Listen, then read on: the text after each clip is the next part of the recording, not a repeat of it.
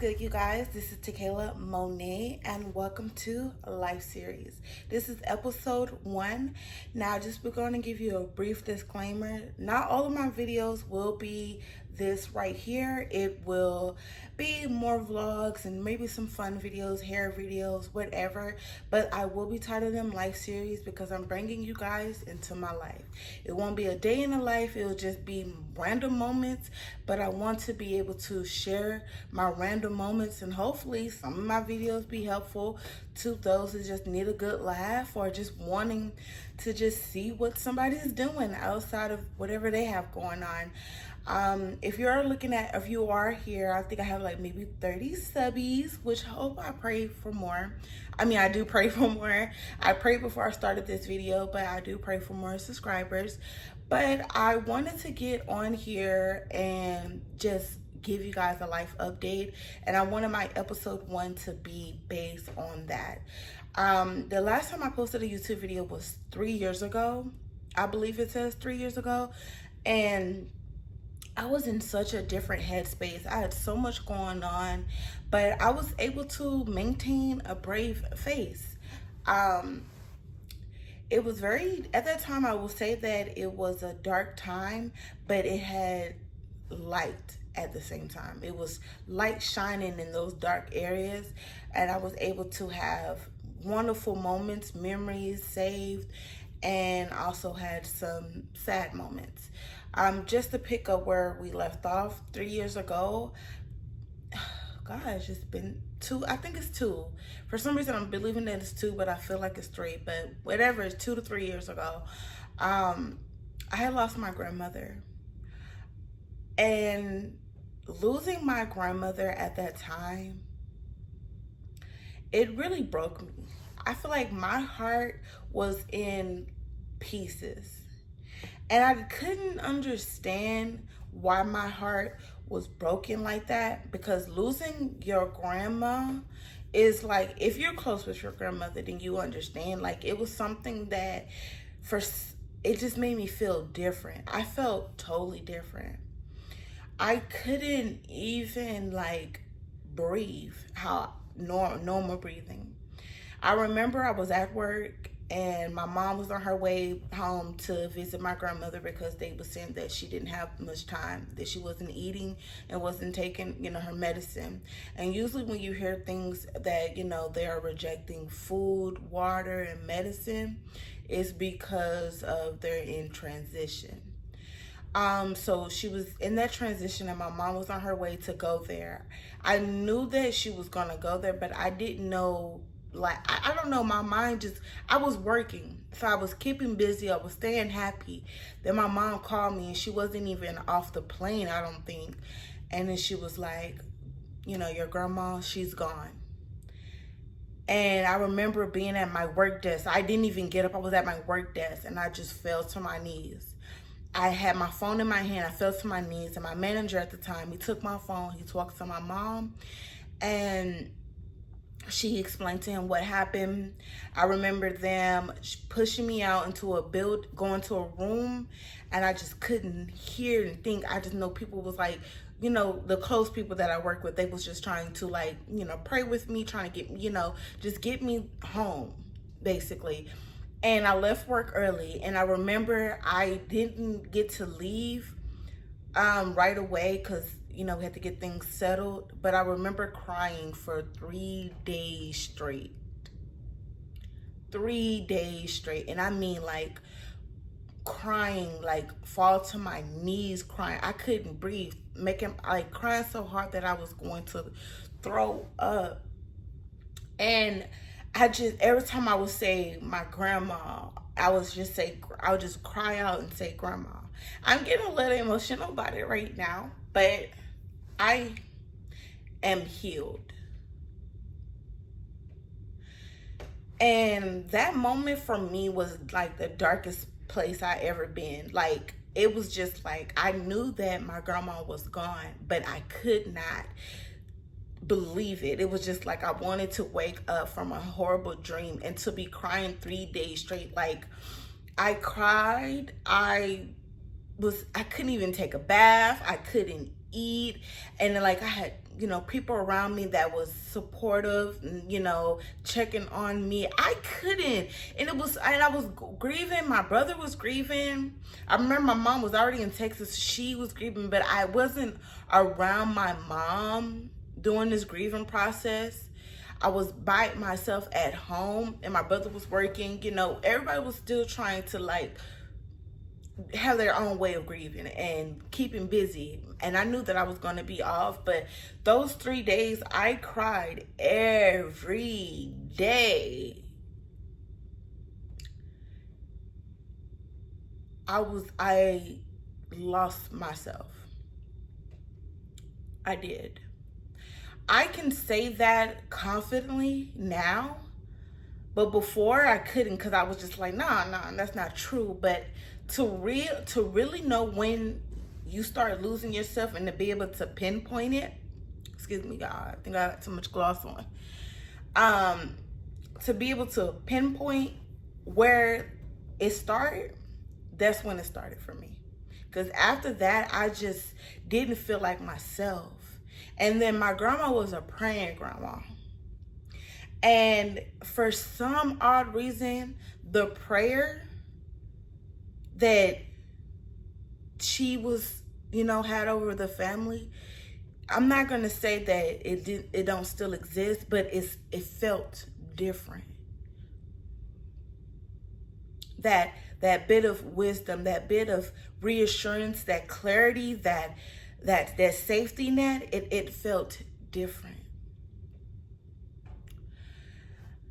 Fast forward, going to the funeral, I remember I gave my grandma a kiss.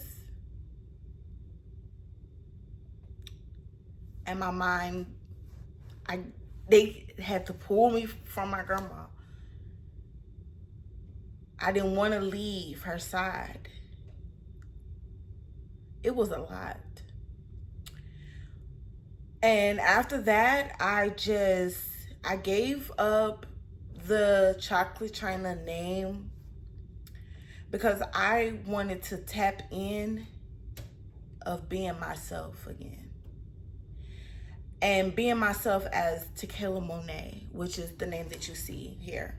Nothing wrong with the chocolate China name, but also it was time for me to step into that adult side of myself, because after my grandma passed and I get back to where I live, my family's in Texas. I am in the West Coast area, Arizona, and I was getting ready to move into my own place. And to deal with that, and at the time, dealing with relationship, dealing with work, because I was also in the transition of going to start a new position. I had so much on my plate. I couldn't even tell nobody what I had going on, because it was just like I had to get right back into working, making sure my bills is paid, moving, making sure that is taken care of, and everything, the stress that came with that, and trying to figure out everything in this amount of time. When I say that every day was something new, something different, something I had to do. And my mom didn't come back to Texas, so it was gonna be me and my brother here in the West Coast alone. And I wasn't really fazed that I was gonna be here and I didn't have any family but my brother. And then I also was in a relationship, and my man, he was here. So I wasn't really fazed about that dynamic. It didn't scare me because it was just so much going on. It's just I didn't have enough time to soak and cry and do this. I had to get right back into shape. Everybody wants to be the head honcho and the boss until it's really time to be the head honcho and the boss, because it's so much and you're trying to, I don't know. I just felt like I was at a point in my life where I was just trying to figure it out, and it was just so much going on. And I was just like, I remember just saying like, how I'm gonna get through this, like how I'm gonna do this. I didn't express how I felt with my family or friends or anyone, because I needed to do it my way. I needed to grieve properly. I needed to get myself whipped into shape and I was able to move into my new place. My brother was staying with me and my boyfriend at the time, and then he eventually went back to Texas and started his life, and he has a beautiful baby. He was able to do that for him. I stayed back, and I'm happy that I stayed back. I've been in a relationship with my man for 5 years. I'm in a happy, committed relationship, and trying to coexist with being in a relationship when you're just going to go visit each other, spend night at each other's houses, is totally different than when you guys are living together. Okay, when you guys are living together, it is shared space. You are not alone. You cannot just be having your stuff all over the place. Like, you gotta clean up your stuff, like makeup, hair. Like, I'm sure I gets on his nerves with all of my hair products and makeup. And I appreciate him for dealing with me on that, because I have never lived with anyone but a roommate when I was in college, and then like I had my own room. So it's like, I never had to deal with that dynamic. So, dealing with that, I mean, it was not easy, but it is now smooth sailing. Like, we know each other's best strong suits and weaknesses. He can read me down to the bone, and I do not like that. I do not like people knowing me like that. I don't keep tabs on me. So transitioning, like I said, from the death of my grandmother and losing myself, I had stopped doing social media, like stop posting on Instagram a lot. I will post here and there of me and him or anything like that, because that's what I will do. But it wasn't to the degree that I was. Like, when I was doing my YouTube, as you can tell, like, it was a lot of videos coming in. I was trying to stay consistent with that, and then it slowed down, and then it just stopped. And the same thing on my other social media platforms. I just stopped. I was present. I was able to see everything that was going on, but I just wasn't in the right headspace to get on camera. And then it was just like, I just wasn't in that headspace. I was just consumed with work, my house, my relationship, and that was it. That's all I could handle on my plate after dealing with so much so soon. It was my relationship, work, my house, work, my relationship, house. Nope, it was just that. That's all I can consume. And I do feel like the friends that I did have, they felt like, oh, she don't want to hang out, or every time I hit her up, it's not going to go, like she's not going to come, or she's not going to say. It was just, I felt like they felt this way. But in reality of how I feel is, my friends are older than me. I don't have friends that's my same age but my best friend. So all the other friends, they're in their 30s. They have been living on their own for years. They have, some of them have a child. And what I wanted is that I didn't receive. What I wanted was a little bit of grace during this process. And I didn't feel that I got that. I felt that I was invited to come and have a good time. But I also, they didn't understand, like, when I would say, like, okay, I don't have money to go and do this and go and do that, it's because at this time now, like, I don't have any family out here. So it's me and my man's income is going to make sure that our bills is paid, or we have food, and we have gas in the car, and transportation, whatever the case may be. That's where my money's going to. Before, when my mom was here, I stayed with my mom. I was able to go out of town like that, plan a trip, be gone for the weekend, going out every weekend, being on the phone 24/8. Life changed. You grow up. We can't be on the phone all day with your homegirls. You got a man in here, bitch. You need to go. And I'm speaking clearly when I say what I say. You have a man in here, girl. You need to go in there and spend time with your man. You need to go and cook with your man. You need to go do this. You need to, it's stuff like that. It's like, okay, let's spend time with you got to work-life balance. You working. I'm working 12 hours a day. Still work 12 hours a day. But I don't mind it because I get 3 days off. I'm working 12 hours a day. people will plan stuff for the weekend because they're off weekends. I'm not off weekends. I can make it, but I can't stay long because I do need to get home at a reasonable hour unless I plan ahead and I can take off work. And sometimes I would do that and sometimes I won't, because sometimes I needed to be off work for something that's dealing with my household, or I have to take care of something. And I just felt like my older friends did not respect that enough to be like, you know what, Takayla, this is your first time actually living on your own, trying to figure things out. And I know it can be hard because I've been there, done that, you know, and I'm here. Yeah, they'll be here, but it wasn't like the grace. Like, if I was in their shoes and I had a younger friend going through that, I would be like, hey, just checking in.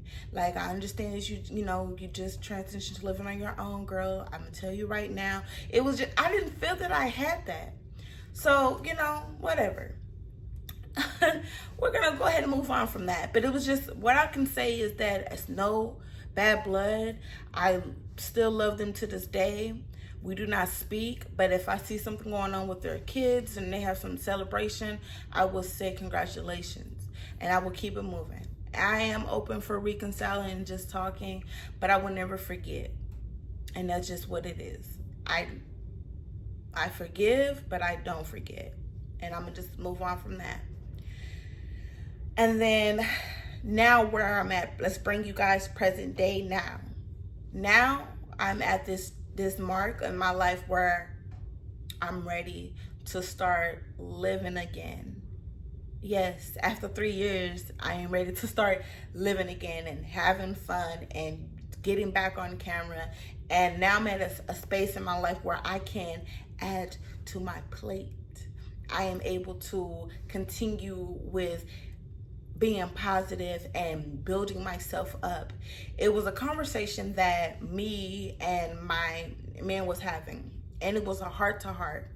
And usually when we have heart to hearts, I do get emotional, and I know he'd be like, oh my gosh, here she goes to tears. But he says some things to me that makes me be like, you know what? I hate that you know me so well, because you know how to push those buttons. You know how to get a tear up out of me, even when I'm trying to be hard. But it's not like he's doing it on purpose. He's having that real conversation, as I expect anyone's partner to do.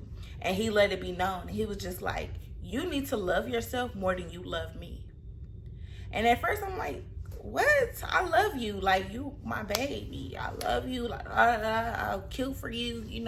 We like the yin and yang. Like, I don't see nothing else but you and me. And he was just like, I get that. I love that about you. I love that you're loyal and this and this and that. But I want you to start loving on yourself more than you love me. And I didn't know how to take that. Of course, you're not going to know how to take that, because it's like, what? But it's only because, and I was able to identify it long before he said anything. But it was just because doing all of those things that I had going on before, that was my safety net. He was there when I would just have random cry moments, and he would just hold me. He would just let me cry. And I remember one time I was crying over a Arby's thing, and it was dealing with my grandma because she loved Arby's. She liked the roast beef. Literally looking at a coupon, and I just started crying, and he held me. Well, my mom had some medical stuff going on, and I cry. I'm a crier. And it's not because it's just, for the thrill, baby. Look, if I deeply have real love for you, babes, just know I will cry for you. Okay, I will kill for you. I will love you. I will love you down. And he will hold me every time. And when he was doing that, I was clinging on to him, like clinging on to this man, because I love this man. This is my man. And I'm not going to let go. I'll kill you, okay? And he was just like, babe, no, I love you. And I love that you love me the way you love me. But you need to start loving on yourself more than you love me. And he's right. You're supposed to love yourself more than you love anyone else in the world. Because when you're not here anymore and you are in that casket, it's going to be you and only you in that casket. Nobody else. And I took heed to that. At first, I was a little emotional because I'm just like, ah. But if you know me, you know that that's my first boyfriend. He is the love of my life. And we have experienced a lot of firsts together. And for some of y'all that take that and take that with a grain of salt, listen here. I am not saying I was a virgin, ho. I ain't saying that. I am saying that we have experienced a lot of firsts together. And honestly, I still don't know how to argue. And I think he knows that and he plays on that very well. I don't know how to argue because I've never been in a relationship with someone to argue. So I don't have any exes. That's my ex. I don't have no exes. Even though I'm from Texas, I don't have exes. And I think that some people will be like, this is kind of scary. You never been in a relationship before. But I'm like, no, I wasn't thinking about relationships. I was thinking about going to college, having fun, living my best life, traveling, doing this and doing that. But I'm glad that I got in a relationship at the time that I did, because I have grown up so much and I see life differently than I did before. And all the times you say, oh, I would never do that. Girl, things change when you have that baby or when you get in a relationship. You finding yourself doing things you say you would never do. Okay? So that's the transition of that. I do love him dearly. I love him to death. And with him saying that, he doesn't know that literally a light bulb went in my head. And I was able to go right back to when I stopped loving on myself as much as I did. And that time period was when I lost my grandmother. When I stopped, contributing to posting on social media, doing the things that I love. And, it wasn't the same. The energy for it was not there. So now I'm back wanting to film, get on camera. I have some things I am trying to do. Well, they're going to happen. I'm setting goals. If you guys been here before, y'all know I'm a writer. So hold on. I got my 2026 book. And when I say I already been writing, got some plans, got some things going on. I mean, this book has been therapeutic for me. I plan for every page to be filled front to back. My life goals, my saving goals, everything that I said that I want to do is in this book. And I I have prayers in this book. I have everything that I need to keep me focused and motivated. And this book here is going to be me loving on myself again and regaining that ownership of my heart and being okay with tapping into every emotion that I have possible. I feel like I'm being very vulnerable. Y'all know I'm country. And I feel very vulnerable getting on here, expressing myself. And I'm ready. I'm so excited to be back on camera and back posting. Like, it's not always going to be as serious as it is, but I wanted my first life series, the first episode of Tequila Monet life series to be this, so that you guys can feel my heart and understand that, yes, you're going to go through things, and yes, you may feel like you don't have anyone to talk to, but at the end of the day, you have to pick yourself up and try it again. If you know the lyrics, you know, hey, Aaliyah. But yes, you gotta pick yourself up and try it again and keep trying and keep trying and keep trying and keep trying and stay motivated, stay praying, stay in a positive mindset. Even when you got things going on at home, don't bring that to work, and whatever you got going on at work, don't bring it home. Deal with everything, even if it's the last thing you do. Deal with it. Deal with your emotions. Express yourself. Let everything out, because that's the healing part of it, of being free from all of that weight, that heavy weight.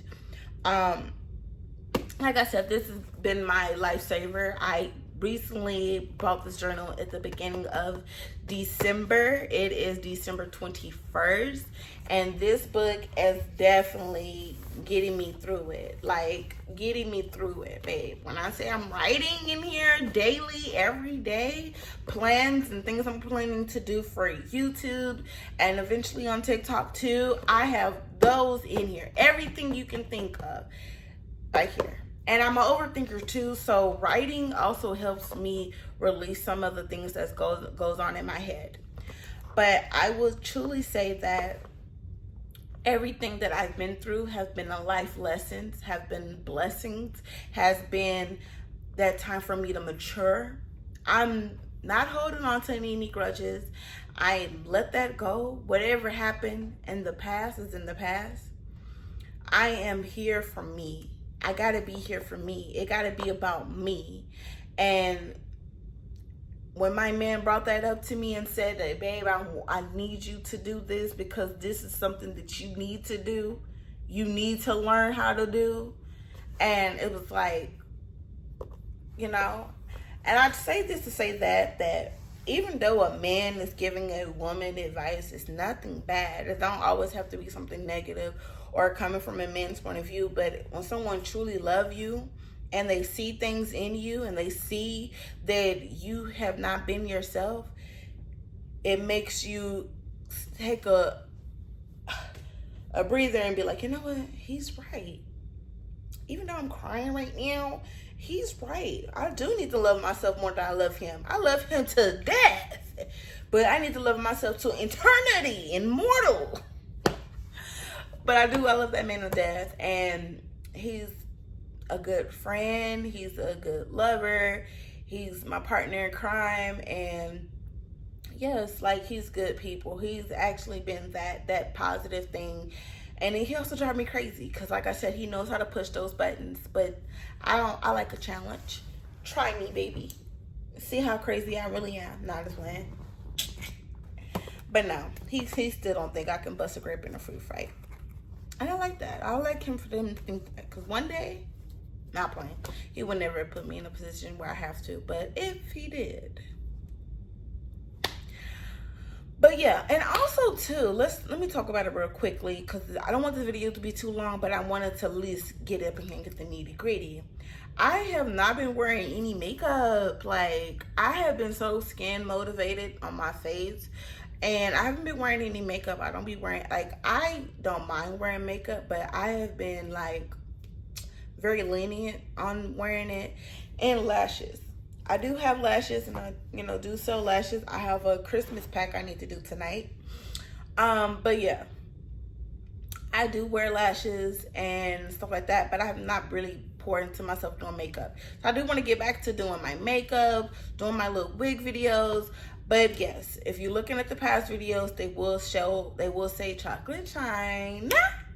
Okay, but now it's Tequila Monet, and that is my government name. It's not a made up name. That's the name my mom gave me, and that's the name that God knows me, and so that's the name that I will be going forward with, my government name. And I used to be like, don't call me by my government name, because I just was not like tapped into my government name. As weird as that sound, but whatever.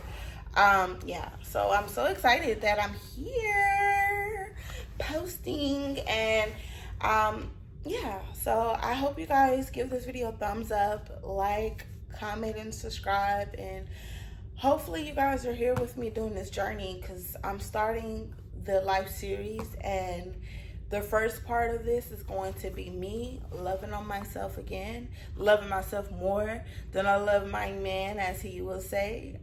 Just pouring more into myself.